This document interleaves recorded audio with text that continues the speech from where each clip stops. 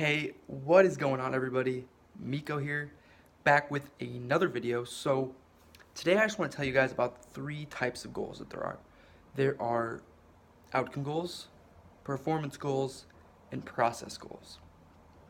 So I'm going to go into all three of them, kind of explain what they are, and kind of let you know exactly how they should be utilized. So outcome goals are honestly, for the most part, I think these are the type of goals that most people think about when they think about goals.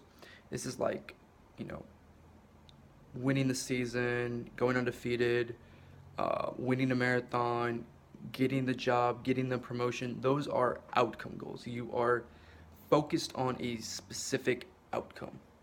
Now, the biggest problem with these are that normally they are heavily dependent on other people.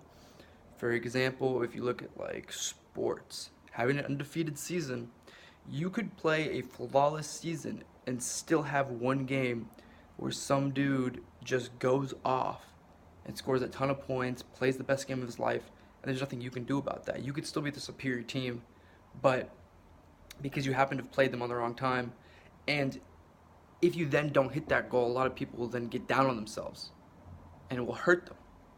So that is the big problem with outcome goals. But at the end of the day, it still gives you a target, it still gives you something to look forward to, and normally outcome goals are a bit more motivating than some of the other goals. So they're still important to have. It's just that going into it, you need to realize that you are not entirely controlling what's going on here.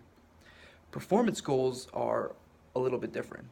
So with performance goals, like outcome goals, they're a bit more in the future, but a performance goal is it's like the difference between winning a marathon and running the marathon at a specific time. So winning the marathon will be an outcome goal because you're just focused on that outcome of winning.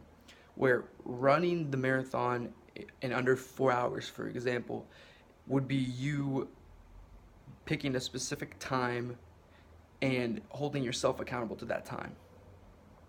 Performance goals can also be like, scoring points per game, making a certain amount of money in a period of time, for example, or making number of sales.